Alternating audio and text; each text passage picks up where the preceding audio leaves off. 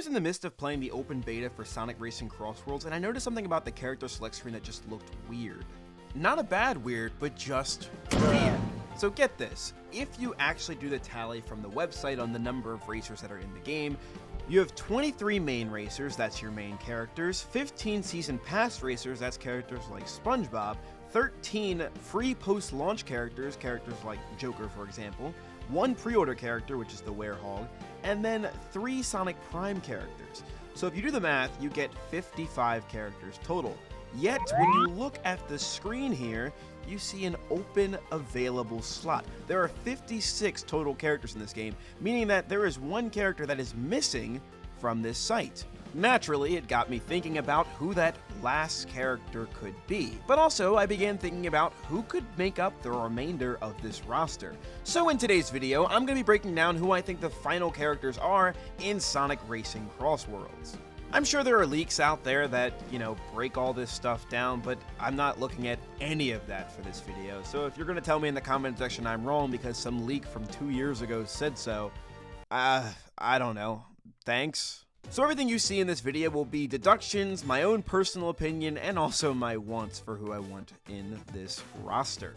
So I actually want to begin this video talking about the last Season Pass characters, because right now he's got Minecraft, SpongeBob, Pac-Man, Avatar, and the Ninja Turtles. With that said, we have 8 available slots, and if we count Avatar and the Ninja Turtles, which I think will only get 1 character from Avatar, that being Aang, and the other 4 will be the actual Turtles. So that takes up 5 slots, leaving us with 3 left. So I already talked about this in a YouTube short, but if you haven't seen that yet, I think the final 3 characters will be Batman, Wonder Woman, and Superman. As I said before in my YouTube short, a lot of these characters that we're seeing that show up in the Season Pass have either crossed over with Sonic before, or have some connection to him in some way, shape, or form. For example, with the Nickelodeon characters, because a company like Paramount/Viacom have such a good relationship with Sega because of the Sonic movies, these characters can show up more frequently in things like that, despite them never having actually crossed over before. Now, I am confident that it actually will be Batman, Superman, and Wonder Woman, but I do think that there's a chance that we get Flash as opposed to one of those characters mentioned. Either way, I do think it'll be the DC collaboration as the last slot here, because I think it'll be the last way to kind of send this whole Season Pass off. You get a big collection of characters here that I think fans would really appreciate, and they're very iconic characters. So, to cap this Season Pass off with someone like DC, you really can't get much bigger than DC. It works. But you know what else works? That subscribe button. So take a moment and just subscribe to the channel and leave a like on this video, letting me know that you really enjoyed it and want more content from me. Moving on to the free post-launch characters, I think this is the spot that I feel like has the most flexibility. Because it's here I think we see not only Sega characters, but also Sonic characters that many fans may not be familiar with. This is also the section I think we're going to see a lot more Sega characters and Sega adjacent. So with the free post-launch characters, we have 13 of them total, with 3 being Miku, Joker, and Ichiban. So that means we have 10 slots to fill, and oh boy, this isn't gonna be easy. So I began my list off with thinking about who from Sega makes sense to show up here and who has been in Sonic and Sega racing games before. And honestly, this part was easy. Just to list them off, I have Ai, Beat, Somebody Amigo, Knights, Ulala, and that's it. I think that will be the main core of our usual typical Sega group of characters that we see show up in racing games or have seen them show up in racing games before. Not to mention, a lot of these characters have games coming out or just had games release. Like for example, Ai had Super Monkey Ball come out just a little while ago with a whole new redesign. Jet Set Radio is a game that's going to be coming out real soon. I don't even remember the year for that, but we have an announcement, so that's something. And Somebody Amigo also had a game release in the last couple of years too. Knights was chosen just because I think that's a popular Sega fan favorite. Like, if you like Sega, I'm pretty sure you like Knights, and I think Sega really does like Knights, as it shows up in a lot of Sonic things. And I chose Ulala from Space Channel 5 just because, I don't know, it sounded cool. I think she'd be cool to be here. I don't know. So my next character is actually going to be my first and only exclusive Sega adjacent character. It's not really Sega adjacent just because this company is now owned by Sega, but I think it's going to be Red from Angry Birds. Now this might sound really weird to you, but it really shouldn't, because I mean, for Pete's sake, we have SpongeBob in this game. This actually makes more sense in my eyes, just because Ravio is now owned by Sega. In the same situation like Joker showing up in this game, like Atlas being owned by Sega, It's the same concept. Red being in this game is only because Ravio is now owned by Sega. And let's not get it twisted, this franchise is still incredibly popular. So with those 6 down, that leaves us with 4 slots left. And with that, I actually believe they are going to be Sonic characters, the only last 4 Sonic characters we'll see in this pass. And I'm going to begin with Tangle and Whisper from the IDW comics. And then I'm going to go Mephiles and Classic Sonic.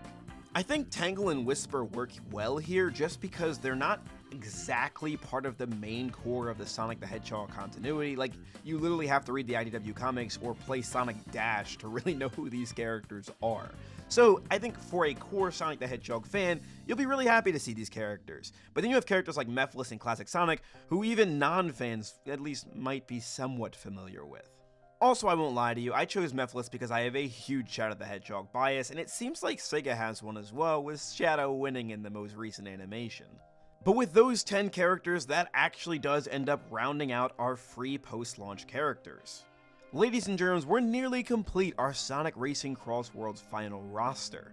Now again, based on the website alone, you would think that we would be done by now, but doing an actual count of the roster in-game, you'll see that there are 56 slots as opposed to 55, meaning that there is one character who is not mentioned at all on the website. Now my first thought was that this character was actually going to be the console-exclusive character, meaning that depending on the console you were playing, you would get a different character. Now, my original thought was for the Switch version, you'd have Mario, for the PlayStation version, you'd have Astrobot, and then for the PC version, you were either going to have Among Us or Team Fortress 2. The only reason I said Among Us was because there was a while ago a thread of Among Us and Sonic the Hedgehog interacting on Twitter talking about Crossworlds.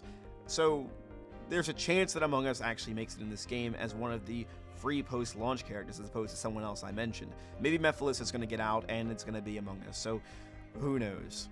But even still, I don't think that the console original characters are happening, and that makes me incredibly sad, because I really wanted Mario in this game. I think it'd be just so awesome. But even still, the character that I think it is now is Super Sonic. The reason I say this is because the game is pretty overt with you when you kind of boot it up, telling you that you can unlock superpowers, as Dodonpa says. So, I mean, I don't see an idea of Sonic just transforming into Super Sonic midway through the race. I think that'd be really weird. Not that it wouldn't work, but I just can't see it. I can see it functioning as its own separate character just because the slot for it is actually gold. And again, Dodonpa did mention something about super forms. So, let's be honest here, they're alluding to it. But with that said, those are my predictions for the final characters in Sonic Racing Crossworlds. What do you guys think? Let me know all of your thoughts in the comment section down below. Who do you want to see in this game? Do you think my predictions are going to come 100% true? Let me know all your thoughts in the comment section down below. I'd love to see what you guys have to say. But anyway, I'm going to get back to playing Crossworlds because this game is just peak. So I'll see you guys in the next one. This is your boy Stein signing out. Have a super blessed day, y'all. Why are you playing that trash?